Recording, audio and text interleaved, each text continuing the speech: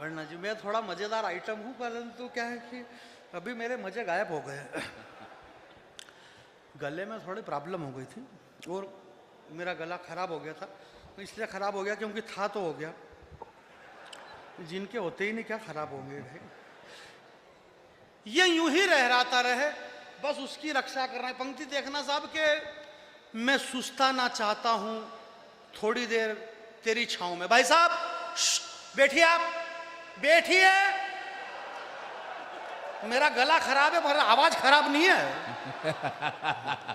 आपको 2 मिनट अपनी जगह से नहीं उठना है, और जिसको जाना है वो एक एक करके जाइए। ये कोई विधानसभा या संसद नहीं है, ये हिंदी का कवि सम्मेलन है कि मर्जी पड़े तब आप उठ के चले जा। ये तहजीब की महफिल है मेरे भाई, यहाँ बीच में से उठ के नहीं जाना है। जिसको जाना है वो एक एक करके जाए। आप 10-10, 20-20 लोग एक एक साथ जा रहे हैं, झुंड के झुंड, पढ़े लिखे लोग हैं। जनरल डायर ने जलियांवाले बाग में जब गोली कांड किया, सैकड़ों लोग मर गए झुंड के झुंड। कौन कौन मरा उनके नाम भी मालूम नहीं है, परंतु भगत सिंह, सुखदेव, चंद्रशेखर आजाद, ये सब एक एक करके गए। पूरा देश आज भी उनको पूज रहा है। आपको जाना है, आप एक एक करके जाइए। आप 10-10, 20-20 जा रहे हो।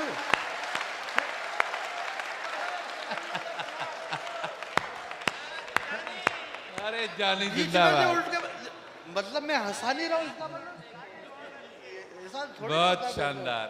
बहुत शानदार वानदार तो कुछ भी नहीं, पर इसको शानदार समझो आप तो। अपने यहाँ तो यही होता है कि जो नहीं होता है उसको भी समझ लो, क्या फर्क पड़ रहा है। हमारे हिंदुस्तान के अंदर इतनी लंबी चौड़ी बातें, ये मेरी बहनें बैठी है, माता बहनें, मैं दावे से कह रहा हूं कि मतलब आप 2 घंटे 4 घंटे में बड़ा से बड़ा कवि की कविता खत्म हो जाएगी। परंतु अगर 2 महिलाओं को आप साल भर के लिए जेल में बंद कर दो, साल भर के लिए 2 महिला को बंद कर दो, साल भर बाद अगर उनको वापस छोड़ो, तो वापस जाते जाते वो पहली महिला यही कहेगी, बोले अब शाम के बात करांगा अपन फोन पे। साल भर में बात खत्म नहीं हुई, और बात का कोई मतलब नहीं, कोई मतलब ही नहीं बात में भाई साहब।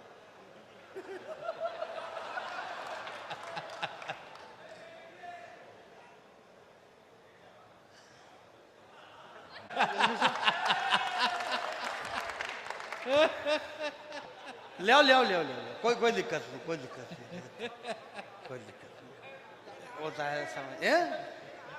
अरे ये कोई से भी गढ़ के, वो अपने क्या लेना देना है। बहुत बढ़िया, बैठो। मैं ये कह रहा था कि बेवजह बात कर देना। भाभी जी, भाभी जी, कोई मतलब नहीं, कोई काम नहीं, कोई देश से मतलब नहीं, कुछ भी नहीं। जीडीपी गिर गई साहब, जीडीपी गिर गई, देश की अर्थव्यवस्था ऊंधे मुंह गिर गई। क्या गिर गई? बोले जीडीपी गिर गई। मेरे गांव में औरतों का मतलब दिमाग खराब हो गया। मैं सुबह निकला घर के लिए, बोले पंडित जी अब कहीं बेगा जीडीपी को। मैंने कहा बोले गिर गई तो कितनी लागी है के माथा में, पेट्रोल का पैसा नहीं, वो टेंशन ले। बोले जीडीपी गिर गई, अब क्या मतलब यार।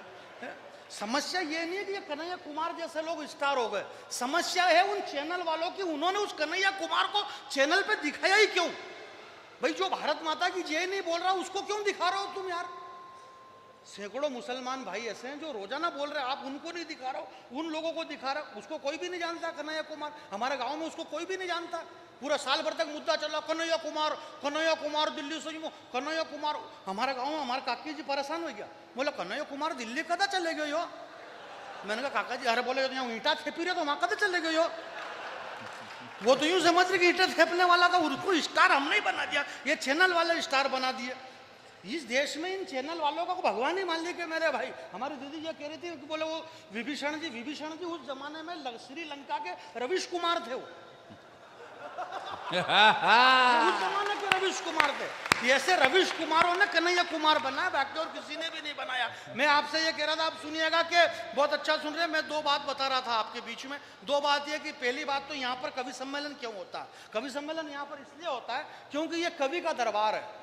संसार की पहली कविता कहने वाले वासुदेव श्री कृष्ण, जिन्होंने कुरुक्षेत्र के मैदान में 18 अध्याय जो गीता के सुनाए, दुनिया का पहला कवि है वो योगेश्वर कृष्ण। इसके दरबार में ये यहाँ कवि सम्मेलन हो रहा है मेरे भाई, इसलिए यहाँ कवि सम्मेलन हो रहा है। दूसरी बात मैं ये बता रहा था अरुण भैया, दूसरी बात ये थी कि हालांकि दूसरी बात अब बताने का मेरा मूड नहीं है, क्योंकि दूसरी बात पहली बात जैसी है, मिलती जुलती तो क्या मतलब नहीं है ऐसा कोई। ये वो बात थोड़ी सेम है, तो मतलब टाइम ज़्यादा बिगाड़ने से क्या मतलब अपने को। तो ये सारी बातें जो आतंकवाद और फलाना ढिमका और आतंकवाद और बम फट गए और जयपुर में फट गए, बेंगलोर में कहीं भी नहीं फट रहे। और इन बेवकूफ़ों ने, चैनल वालों ने इतना बताया, बोले जयपुर में बम फटे, बेंगलोर में बम फटे, हैदराबाद में बम फटे। इन बेवकूफ़ों को ये पता नहीं कि लोगों को इतनी प्रैक्टिस हो गई कि अगर 10-20 दिन तक नहीं फटे तो आदमी खुद मोबाइल करके पूछ ले, बोले उधर फटे रहे, बोले उधर तो नहीं फटे, बोले उधर फटे तो मेरे को फोन करना, बहुत दिन से फट ही नहीं रहे अब तो। अब हमको मरने की प्रैक्टिस हो गई। विधायक जी, किस देश को 2 कौड़ी का आतंकवाद बम से डराएगा? यहाँ पाकिस्तान और कश्मीर, पाकिस्तान कुछ भी नहीं है यार मेरे भाई, किसको बम से डरा रहा है? ये पत्रकार लोग बैठे हुए हैं, मैं आपसे ये नहीं कह रहा हूं कि हाथ खड़े करना और नीचे करना। ये 2 कौड़ी के आतंकवाद किसको बम से डरा रहा है? धन्य धन्य धरा जहां की शक्ति, भक्ति और स्वाभिमान कभी बिका नहीं। और धन्य था वो शूरवीर राणा जिसकी ताकत के आगे अकबर तक टिका नहीं। क्या फौलादी सीना था उस राणा का, टकराकर तीर सीने में टूट जाते थे। और ही नहीं नाता था जब चेतक, तो मुगलों के छक्के छूट जाते थे। और ऐसा भगवा उड़ाया राणा ने हल्दी घाटी में कि सूर्यदेव भी छिप गए गगन पर। और आदमी तो आदमी, एक घोड़े ने जान दे दी वतन पर। जिस देश में जराया, दोनों हाथ खड़े कर आप कर लो, नीचे कर लो जल्दी से वापस। बहुत बढ़िया। ये बताना पड़ता है उनको पता ही नहीं है, जबरदस्ती के ये नाटक प्रोपेगेंडा हो रहे, तो मैं नाटक प्रोपेगेंडा नहीं। मैं कविता की 2 लाइन सुनेगा आपके लिए, मैंने कहा ताली देखना सुनना। आपके तिरंगे में सुस्ताना चाहता हूं भाई साहब, प्राण पंक्ति देखना। तिरंगा लहरा है सरहद पे और वो जवान कहता है कि मैं सुस्ताना चाहता हूं थोड़ी देर तेरी छांव में। मैं सुस्ताना चाहता हूं थोड़ी देर, मैं सुस्ताना चाहता हूं थोड़ी देर तेरी छांव में। तो कविता कौन, तेरा बाप पड़ेगा यहाँ पे? तिरंगे ने कहा मैं सुस्ताना चाहता हूं थोड़ी देर तेरी छांव में। मेरी छाती के छाले जो उतर आए हैं पांव में, पता नहीं क्यों मेरी आत्मा घुटने लगी है। शायद मेरी आवाज जा रही है, तो मैं अब आपसे निवेदन नहीं करूंगा, आप संभालना कि कविता क्या होती है। हरिओम पवार जी तक पहुंचाना कि तिरंगे में सुस्ताना चाहता हूं तेरी छांव में। मेरी छाती के छाले उतर आए हैं पांव में, पता नहीं क्यों मेरी आत्मा घुटने लगी है। जब से सड़क छाप लोगों की उंगलियां सरहदों पे उठने लगी है। हाय हाय हाय हाय, पता नहीं क्यों मेरी आत्मा घुटने लगी है। जब से सड़क छाप लोगों की उंगलियां सरहदों पर उठने लगी है। भूख लगी तो मैं भूखा रहा, प्यास लगी तो पानी समझा मैंने दुश्मन के। भूख लगी तो भूखा रहा, प्यास लगी तो पानी समझा मैंने दुश्मन के खून को।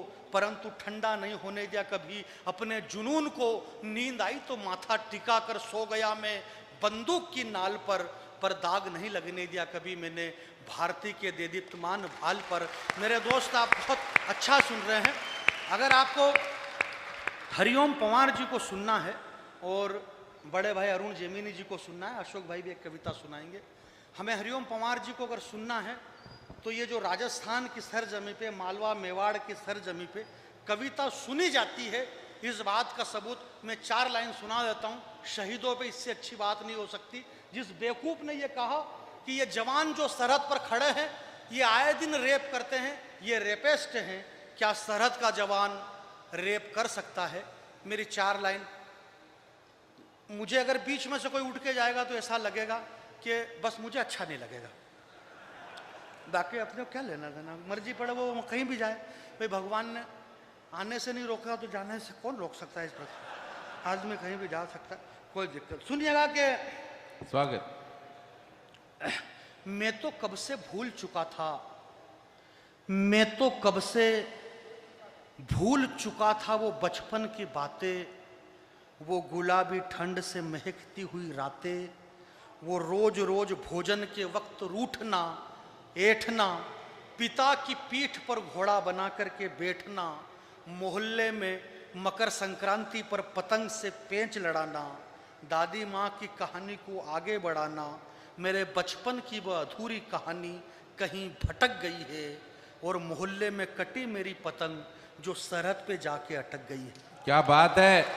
आपकी तालियों को थोड़ा रोकना, मैं पंक्ति पढ़ता हूँ अखबार के लोगों के लिए, पवार जी के चरणों में नहीं रख रहा हूँ, मैं उन्हें सुना रहा हूँ। चरण में इसलिए नहीं रखूंगा क्योंकि कल मेरे को वापस जरूरत पड़ेगी इस पंक्ति की। नहीं, अभी चरण में रख दो, बोले भाई साहब देना वापस, क्या मतलब रहा अपने को, दे करके लेना अपने नेचर में नहीं है। सुनेगा कि पंक्ति देखना साहब के घर लौटते वक्त स्कूल से, बहुत प्यारी पंक्ति है मेरे दोस्तों, सुनना है आपको कि घर लौटते वक्त स्कूल से अक्सर चिढ़ाया करते थे हम उसे गुलाब के फूल से। क्या वो जवान रेप कर सकता है, क्या वो रेपिस्ट होगा सरहद पर खड़ा हुआ जवान जो ये कह रहा है कि घर लौटते वक्त स्कूल से अक्सर चिढ़ाया करते थे उसे गुलाब के फूल से, उसे देख करके अकड़ना, अकड़ करके तितली पकड़ना, पकड़ करके छोड़ देना, और उसी की कॉपी से कागज फाड़ नाव बनाकर पानी में छोड़ देना।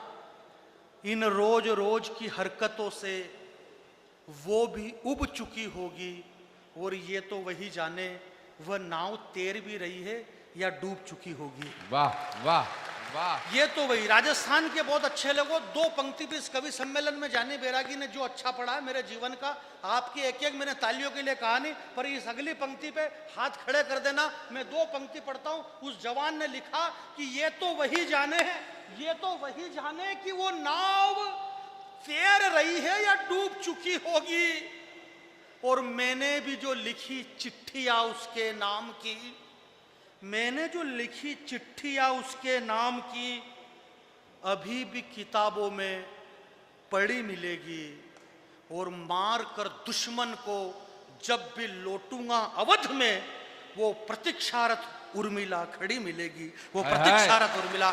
जरा एक बार पूरा सदन सेठ के अंदर दोनों हाथ अपने खड़े कर दे, पूरा सदन हाथ खड़े कर दे, बहुत आपकी मर्जी पड़े तब।